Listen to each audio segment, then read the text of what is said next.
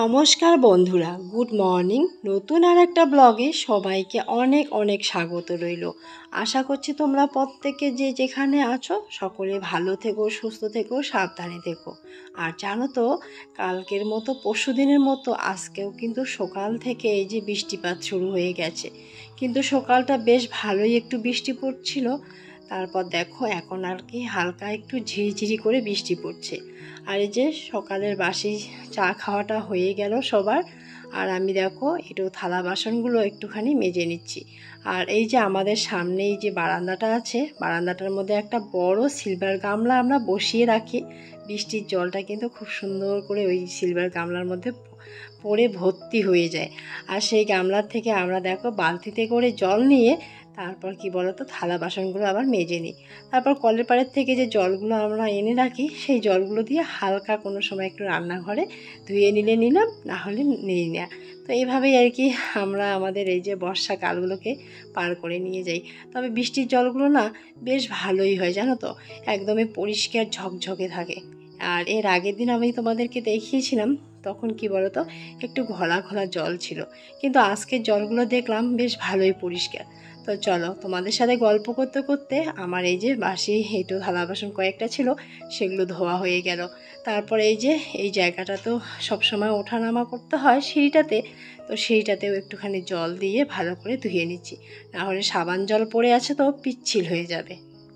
তো দেখো বাসি কাজকর্মগুলো যেহেতু কমপ্লিট করে নিলাম, এখন দেখো স্নানটাও সেরে নিলাম সকাল সকাল। স্নানটা করে এই যে দেখো ঠাকুর ঘরে চলে আসলাম। তার আগে কি বলো তো সিঁদুরটাও পরে নিয়েছি। সিঁদুর পরে ঠাকুর ঘরে এসে এই যে ঠাকুর ঘরটা মুছে নিয়ে এখন না তুলসী তলাটা মুছে নিচ্ছি। তার আগে কি বলো তো ঘর দিয়ে তুলসী তলার উপরটায় আমি জল দিয়ে দিয়েছি। তারপর দেখো মেঝেটা আর কি ভালো করে ডলে ডলে মুছে নিয়েছি। আর আমি তো এই যে আমাদের যে তুলসী তলাটা আছে, তুলসী তলার উপরে কিন্তু একটা কুমড়ো গাছ লাগিয়েছি। তো যাই হোক, কুমড়ো গাছ থেকে না একটু কেমন আটা আটা আবার কখনো কেমন জানি একটা রস পড়ে যায় জানো তো। আর এই যে আমাদের যে তুলসী তলাটা একদম কেমন জানি একটু দাগ দাগ লেগে যায়। তারপর ভাবলাম না একটু ডলে ডলে ভালো করে মুছে নিই। তো মাঝে মধ্যে একটু সার্ফ দিয়েও আমরা তুলসী তলাটা মুছে নিই। তো আজকে আর সার্ফ দিলাম না। তো এইভাবে ডলে ডলে মুছে নিচ্ছি, দেখতে পাচ্ছি আর কি নোংরাগুলো সুন্দরভাবে উঠে যাচ্ছে। তাই একটু চাপ দিয়ে দিয়ে মুছে নেওয়ার চেষ্টা করছি। তো চলো, আবার না অনেক কাজ পড়ে আছে জানো তো সারাদিনের অনেক কাজ। তো আজকে আবার হাজবেন্ড সকাল সকাল বলল দুই দাদা আসার কথা। তো আমাদের ওই যে রান্নাঘরে আমাদের কলের পাড়ের যে রুমটা আছে, যেখানে আমরা লাকড়ি টাকড়ি রাখি, আর সেই রুমটা ঘেরানোর জন্য। তো যাই হোক, ওই জায়গাটা একটু ফাঁকা ফাঁকা থাকে তো দেখতেও একদম বাজে লাগে। তাই ওই জায়গাটা একটু পুরনো টিন টিন আছে, সেগুলো দিয়ে আর কি ঘিরে নেওয়া যাবে। তো সেখানেই আর কি আমাদের কি বলতো লাকড়ি ঠাকড়ি এটা যা ওটা হাবি জাবি জিনিসগুলো আর কি ওর মধ্যেই রাখা হবে। তো যাই হোক, দাদারা যদি আসে তবে আবার কাজ লেগে যাবে। তো বলেছে আসবে, তবে একদম ঠিক নেই যে আসতেও পারে আবার নাও আসতে পারে। তবে হ্যাঁ, আসলে তোমাদের সাথে তো শেয়ার করবো এই কাজগুলো। আর জানো তো সকাল সকাল ভয়েস ওভার দিচ্ছি, আর এত সুন্দর পাখির ডাক আর প্রাকৃতিক সৌন্দর্য, আর সত্যি পাখির ডাকে ভরপুর করে থাকে। কত সুন্দর সুন্দর কোকিলের ডাক আর পাখির ডাক কিচিমিচি কিচিমিচি করছে। তবে হ্যাঁ, মানুষজনের ডাক কিন্তু এখন শোনা যায় না, শুধু পাখির ডাকে কিচিমিচি করছে। আমি ঘর থেকেই শুনতে পাচ্ছি, হয়তো তোমরাও শুনতে পারবে। তো এদিকে দেখো ঠাকুর মোছাটাও হয়ে গেল, আর আমি ফুল তুলতে এসেছি। সত্যি গো বন্ধুরা, আর সকাল সকাল না পাখির ডাক শুনলে এত ভালো লাগে। তবে আকাশে বাতাসে এই যে গাছপালার উপর দিয়ে হাজার রকমের পাখি থাকে, তাই না? শুধু তো একটা পাখি থাকে না, সেই হাজার রকমের পাখির হাজার রকমের ডাক হয়। ভীষণ ভালো লাগে শুনতে। তো নিস্তব্ধভাবে শুনলে না ভীষণই সুন্দর লাগে। তো আমি ভাবছিলাম তোমরাও হয়তো শুনতে পারবে। চলো, ফুলগুলো দেখো তুলে নিলাম, আর এখনও কিন্তু ফুলের অভাব নেই। এই যে দেখো আমার লাগানো আর কি গাঁদা ফুল গাছগুলো এখনও কিন্তু কয়েকটা গাছ বাড়িতে আছে, সেগুলোও কিন্তু একটা দুটো করে ফুল ফুটতেই থাকে সমানে। তো এই গ্যাস থেকেও আর কি একটা দুটো করে গাঁদা ফুল তুলে নিলাম। তবে হ্যাঁ, আগের মতো করে শীতকালে যেভাবে ফুলগুলো ফুটেছিল একদম ভরপুর গাছগুলো, এখন কিন্তু আর সেভাবে ফুলগুলো ফুটে না, জানো তো, একটা দুটো। আর এই যে আমাদের ধুতুরো গাছটাও সুন্দরভাবে ফুলগুলো ফুটেছে, সেখান থেকেও 2-3টে ফুল নিয়ে নিলাম।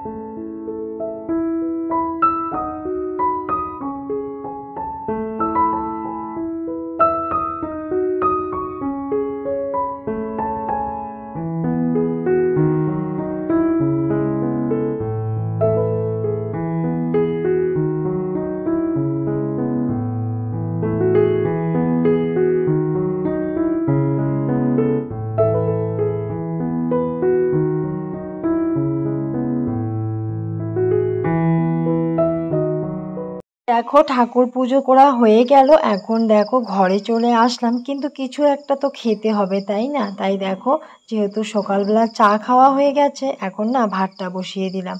আর মেয়ে যেহেতু বাড়িতে আছে, একটু ভাত বসিয়ে দিলেও সিদ্ধ ভাত কিন্তু খেয়ে নিতে পারবে। তবে পটল ভাজাও করে নিচ্ছি। দেখো ভাত বসিয়ে দিয়ে এদিকে পটলটাও কেটে নিলাম। তো দেখো ভাতটা হয়ে গেছে আমার, ভাতটাও গালিয়ে নিলাম। আর জানো তো, সকাল সকাল এদিকে আমি ভয়েস রেকর্ড দিচ্ছি, আর এদিকে আমার শ্বশুর মশাইও উঠে গেলেন। উনি উঠেই কিন্তু আগে এই যে দেখো টিভি স্টার্ট করে খবর শোনেন। হয়তো তোমাদের কাছে পৌঁছতে পারে, তো যাই হোক একটু মানিয়ে নিও প্লিজ। কারণ কি বলতো, সামনের ভয়েসটুকু যে দিয়েছি সেগুলোতে শুধু পাখির ডাক কিচিমিচি ছিল। এখন কিন্তু টিভির সাউন্ডটাও হয়তো একটু আসবে খবরের, কিন্তু কিছু করার নেই। তোমরা একটু মানিয়ে গুছিয়ে নিও। আর এই যে দেখো পটলটাও না ঢেকে ঢেকে ভেজে নিচ্ছি। আর পটল ভাজি করলাম, আর সবার জন্য আর কি ভাত বসিয়ে দিয়েছি। যেহেতু দুই দাদা, মানে দুই দাদা বললে ভুল হবে, একটা হলো কাকু আর একজন দাদা আসবে, তো চালটা একটু বেশি করে নিয়েছি দুবেলার জন্য। যদি ওরা এসে যায় তবে ওরাও আর কি খেতে পারবে। আর আমাদের বাড়িতে যে কোনো লোকই কাজ করলে আমরা কিন্তু খাওয়াই, কারণ এগুলো কাজ না একটু পরিশ্রমের হয়। কারণ এই যে বাঁশ কাটা, কাঠ কাটা একটু পরিশ্রমের কাজ তো। এদিকে দেখো আমি পটলটা ভেজে নিলাম। এদিকে আমার হাজবেন্ড নিয়ে এসেছে কালকে বাজার থেকে পাট শাক। এখন না গরমকাল পড়ে গেছে, তো পাট শাকটা কিন্তু খেতে ভীষণই ভালো লাগে। আর আমার মেয়ে জানো তো, পাট শাক একদমই মুখে দিতে চায় না। তবে বাচ্চারা এরকমই হয়, একটু তেতো তেতো লাগে তো। তাই ওর বাবা ওর জন্য দেখো টাটকা টাটকা ঢেঁকি শাক নিয়ে আসলো। তো আজকে কি কি রান্না করব সেটা তোমাদের সাথে পরে শেয়ার করছি। দেখতেই পাচ্ছ পাট শাকটা তো বাছছি, হয়তো শাক করব। এদিকে ঢেঁকি শাক। আর হাজবেন্ড বলছে একটু একজনকে পায়রার কথা বলে রেখেছি, ওদের বাড়ি থেকে ফোন করে বলল পায়রা নিয়ে যেতে। তো যাই হোক, এই যে হাজবেন্ড দেখো পায়রা নিয়ে এসেছে। আর পায়রাগুলো দেখো কি সুন্দর দেখতে, কি কিউট, এত ভালো লাগছে। এদেরকে একটু পরেই কিন্তু আর কি বলতো মারা পড়ে যাবে। আর ভীষণই মায়া হচ্ছে, হাজবেন্ডকে বলছি এত সুন্দর জীবগুলোকে তুমি মারবে, একদম মানে কষ্ট হচ্ছে। তো যাই হোক, এদিকে দেখো 4টা পায়রা নিয়ে এসেছে। তো এই যে ওদেরকে মেরে এই যে মাংস কাটা হয়ে গেছে, তোমাদের সাথে আর শেয়ার করিনি, কারণ জীব হত্যার জিনিসটা না ভীষণ কষ্ট মনে হয়। তো এদিকে এই যে দেখো ডেচকি কড়াই যেগুলোতে আর কি রান্না করলাম সেগুলো মাজা ঘষা করে নিচ্ছি। তো এদিকে দেখো আজকে পায়রা কি দিয়ে খাবো, এই যে কচুগুলো দেখতে পাচ্ছ না, এই কচুগুলো দিয়ে পায়রা খেতে কিন্তু ভীষণ ভালো লাগে। তো কচুগুলো কেটেও নেওয়া হয়ে গেছে। আর এই যে দেখো দাদা আর কাকুটা চলে এসেছে, এরা এদের কাজ শুরু করে দিয়েছে। আর এদিকে দেখো আমার মেয়ে সাইকেল ধুচ্ছে। আর তার আগে দেখো এদিকে কয়েকটা আবার থালা বাসন জড়ো হয়েছে। আর শাশুড়ি মা আঠা রেখেছে এই ডেস্কির মধ্যে, আঠার ডেস্কিটাও বের করে রেখে ভিজিয়ে রেখেছে, বলছে পরে যে কোনো এক সময় মাজবো। আমার মেয়েকে বলছে তুমি একটু সরিয়ে দাঁড়াও, এখন আর সাইকেল ধুতে হবে না, আমি আগে ডেস্কি আর থালা বাসনগুলো মেজে নিই। মেয়ে শোনে না, বলছে আমি আগে করে নিই। বাচ্চারা বুঝতেই পারো। আর আমি আমার মেয়েকে বললাম, তোমাকে সাইকেল ধুতে হবে না, আমি যে কোনো এক সময় স্নানের সময় ধুয়ে নিব। একটা কাজ ভালোই হলো, মেয়ে কিন্তু নিজের জিনিসগুলো নিজেই আর কি যত্ন সহকারে করতে পারে, এটা বোঝা গেল। তো এদিকে দেখো বলছে, মা আমি স্নানটাও সেরে নিই, একটু যেহেতু নোংরা নোংরা হয়ে গেছি আর একটু জলও আমার গায়ে ছিটিয়ে এসেছে। আমি বললাম তাই করো, কারণ মেয়েও দেখো স্নানটাও সেরে নিল। আর এদিকে দেখো এই যে কচুগুলো না কাটা যেহেতু হয়েছে, কচুগুলোকে আগে ভেজে নেওয়া হচ্ছে। আর এই কচুগুলো দিয়ে সত্যি তোমরা পারলে না তোমরা বাড়িতে কবুতরের মাংস দিয়ে খেয়েও, ভীষণ সুন্দর লাগে খেতে। আর এই যে দেখো কচু ভাজাটা যেহেতু হয়ে গেছে, এখন মাংসর জন্য দেখো পেঁয়াজটা আর কি বাদামি কালার করে একটুখানি ভেজে নেওয়া হচ্ছে। তারপর মাংসটা এর মধ্যে দিয়ে দেওয়া হলো। তারপর লবণ হলুদ যা মশলা ছিল, আদা বাটা জিরে বাটা রসুন বাটা সমস্ত কিছু এর মধ্যে দিয়ে ভালো করে মাংসটাকে ভেজে নিয়ে, এই যে মোটামুটি একটু কষানোর জল দিয়ে কষিয়ে নিয়ে মোটামুটি একটুখানি জল দিয়ে দেখো মাংসটাকে এই যে নামিয়ে নিলাম। তার মধ্যে কি বলতো একটু ছোট ছোট করে কিছুটা আলু দেওয়া হয়েছে, ভীষণ সুন্দর লাগছে দেখো কালারটাও। তবে কি জানো তো, কবুতরের মাংস না তুমি যতই ভালো করে রান্না করো একটু কালচে কালচে কালারের হয়, অতটা চকচকে হয় না।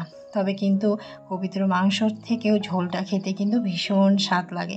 এদিকে দেখো ওই যে কালকে বরমশাই নিয়ে এসেছে হলো মুড়ি, সেই মুড়িগুলো একটা বড় ড্রামের মধ্যে রাখা হয়েছে।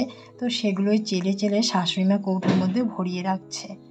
আর এদিকে দেখো এই যে বিকেল টাইমে সবার তো খাওয়া দাওয়া কমপ্লিট হলো, এরা কি সুন্দর করে এখানে ওঠা বসা করছে। আর এত সুন্দর লাগছে তাই তোমাদের সাথে একটুখানি শেয়ার করে দিলাম। আর জানো তো বিকেল টাইমে হঠাৎ করে আকাশটা কোথা থেকে মেঘ চলে আসলো, একদম দেখো কালো কুচকুচে হয়ে গেছে আকাশটা, দেখতেই পাচ্ছ। একদম দেখো গাড়ি যাওয়া আসা করছে। আর এদিকে আকাশটা একদম ঘনিয়ে এসেছে, হয়তো একটু বাদে প্রচুর জোরে হয়তো ঝড়ো হাওয়াও হতে পারে বা বৃষ্টিও হতে পারে। আর দেখো গাড়িগুলো যে যার বাড়িতে যাচ্ছে, সবার তো ভয় আছে তাই না। আর এখনকার বৃষ্টি ঝড় মানে হলো বজ্রপাত, ভীষণ ভয় লাগে জানো তো। দেখো এখনও কিন্তু বেলা ডুবে যায়নি, কিন্তু কি বলো তো আকাশটা এতটাই অন্ধকার করেছে, একটু বাদেই হয়তো বৃষ্টি আসবে।